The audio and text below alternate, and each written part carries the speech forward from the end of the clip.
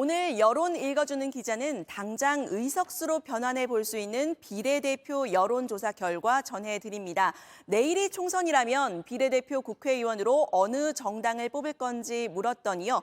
국민의힘의 위성정당 국민의미래가 32%, 민주당의 위성정당 더불어민주연합이 21%였습니다. 그런데 두 당보다 더 눈에 띄는 건요. 조국 전 장관이 창당한 조국혁신당의 지지율 19%입니다. 더민주연합과는 불과 2%포인트 차로 나타났습니다. 만약에 이 여론조사 결과를 실제 득표라고 가정한다면요. 비례대표 전체 46석 중에서 더민주연합은 12석에서 14석, 국민의미래는 18석에서 20석, 조국혁신당은 11석에서 13석, 개혁신당은 1석에서 3석을 얻을 것으로 추정됩니다. 창당한 지 한 달도 안 된 조국혁신당이 선전하는 이유, 조국혁신당이 강조하는 구호가 있죠. 지민비조, 즉 지역구는 민주당, 비례대표는 조국혁신당을 찍어달라는 건데요. 이번 조사만 놓고 보면 이 구호가 효과를 보이기 시작한 것으로 보입니다. 그래서 오늘 여기가 주목한 곳은 바로 여기, 이 이재명 대표 지지자의 변심입니다.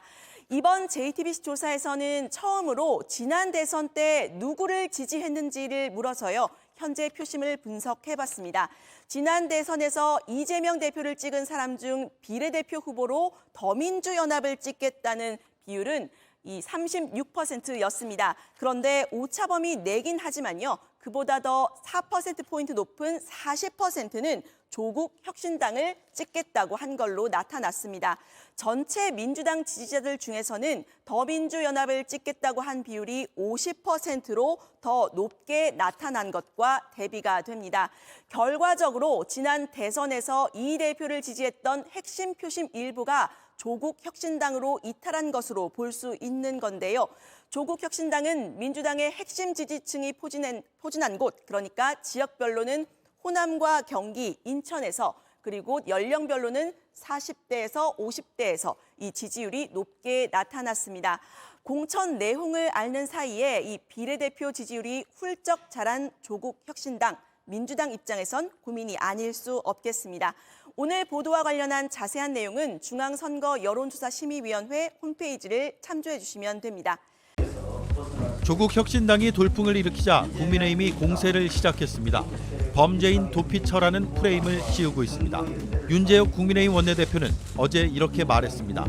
오로지 대통령에 대한 그릇된 복수심을 품고 정치에 나선 것으로 보이는 조국 대표는 어제 비례대표 출마를 공식화했습니다. 국민들은 조국 대표 외에도 수사나 재판을 받는 인물들이 모여든 조국 혁신당이 피고인 집합체가 되어가고 있는데 심각한 우려를 표하고 있습니다.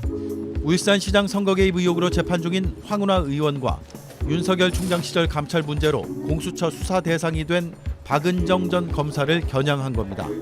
최근 한동훈 비대위원장도 범죄자 연대 방탄 동맹이라는 표현을 썼습니다. 한 위원장은 이재명 대표는 자기가 살기 위해 불공정의 상징인 조국 혁신당과도 손을 잡았다고 비판했습니다. 이렇게 총공세에 나선 것은 조국 혁신당의 강세가 단순한 컨벤션 효과를 넘어섰다는 분석과 무관치 않습니다. 각종 여론조사에서 총선 지형을 뒤흔드는 핵으로 떠올랐습니다. 몇몇 조사에선 더불어민주당 비례정당을 앞서가는 것으로 나타났고 지역구는 민주당에 비례대표는 조국 혁신당에 투표하자는 이른바 지민 비조의 의향이 뚜렷해지고 있습니다. 이런 교차 투표 현상은 야권 전체의 파이를 키우는 현상으로 이어지고 있다는 게 전문가들의 분석입니다. 여권의 대표적인 조국 저격수로 알려진 이준우 전 여의도연구원 기획위원이 조국혁신당 대표를 향해 1대1 방송 토론 어떤가? 사회는 김어준 씨가 봐도 된다고 공격했습니다. 이준우 위원은 2019년 당시 곽상도 국민의힘 의원실 보좌관으로 근무했습니다. 이준우 위원은 어제 조국 대표가 한동훈 특검법을 발의하자 조 대표가 할 말은 아닌 것 같다. 조국 부부가 동양대와 서울대에 몰고 다녔다는 BMW와 제네시스 스폰 의혹, 조 대표가 최강욱 자녀에게 써줬다는 허위 경력 증명서 의혹 등부터 먼저 해명해야 한다고 주장했습니다.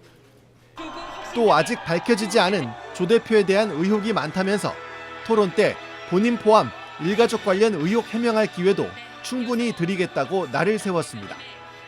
이와 관련해 김보협 조국혁신당 대변인은 거센 돌풍에 국민의힘이 겁을 먹었나 보다.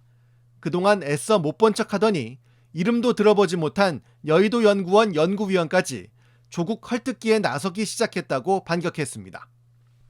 또 BMW와 제네시스 스폰 의혹에 대해 명백한 허위 사실이라고 주장하면서 조 대표가 소유한 차량은 국산 자동차 2대, 조 대표가 BMW와 가깝긴 하다, 버스, 메트로, 워크를 애용한다고 반박했습니다. 다시 도약하느냐, 이대로 주저앉느냐 하는 기로에